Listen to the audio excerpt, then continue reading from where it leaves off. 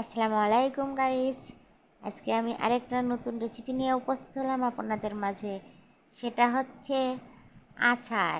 এই আচারটা কিসের জানেন? সেটা হচ্ছে আমড়ার খোসা।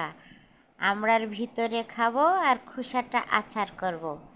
এটাই তো ভালো নিয়ম। আমি এখানে 1 কেজি আমড়ার খোসা নিয়ে নিয়েছি। আমড়ার আচারের রেসিপিটা আমি দিইনি, আমড়াগুলো খেয়েছি আর খোসাগুলো আচার করেছি। কত সুন্দর! আমের আটিও খাবো, খোসাও খাবো।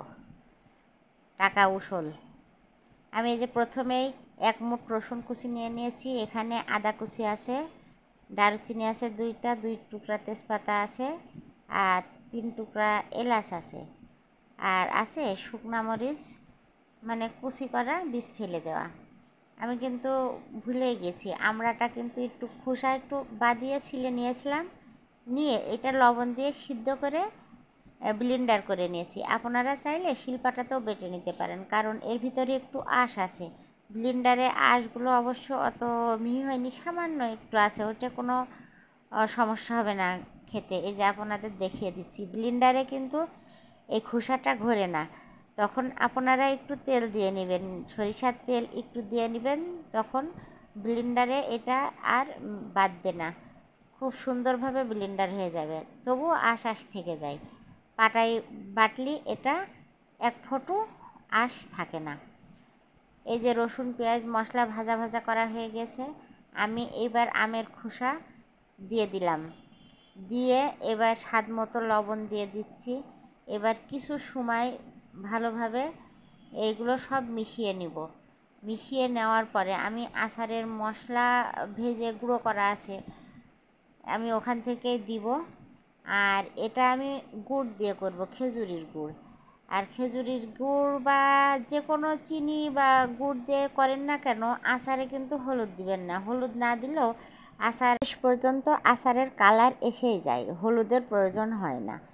এবার গুড়টা দিয়ে সুন্দরভাবে মিশিয়ে নিব। এটা যতক্ষণ পর্যন্ত মানে তেল উপরে উঠে না আসে, মানে ফ্রাই প্যান থেকে ছেড়ে না দেয়, ততক্ষণ পর্যন্ত নাড়াচাড়া করে নিব।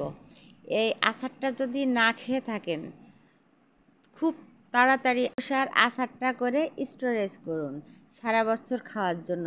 এটা যে এত টেস্ট তা বলার মতো নয়। আমি আর একদিন করছিলাম, কিন্তু সেটা বেটেছিলাম না, এমনি খোসা ওইভাবে আস্ত করে করেছিলাম, কিন্তু সেটার চেয়ে এটাই টেস্ট।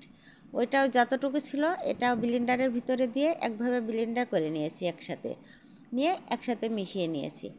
এই যে দেখেন, আচারের কালার কিন্তু এসেই যাচ্ছে। আচারটা কিন্তু কালো হয়, সুন্দর, খুবই সুন্দর।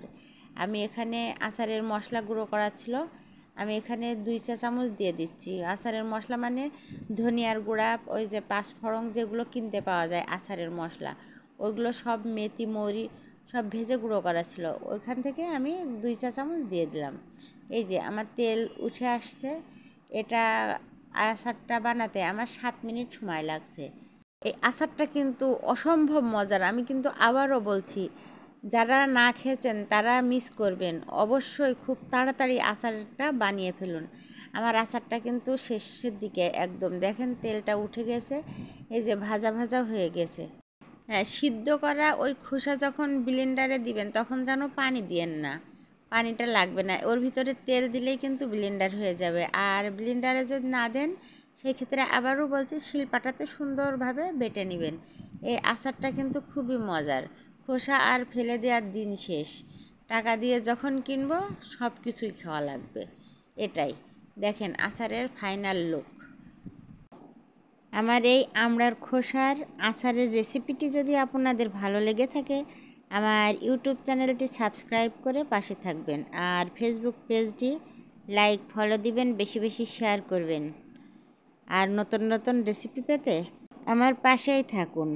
আর আমার পেজ থেকে ঘুরে আসবেন, আমার পেজে কিন্তু অনেক নতুন নতুন আনকমন রেসিপি দেওয়া আছে, অবশ্যই আপনাদের ভালো লাগবে।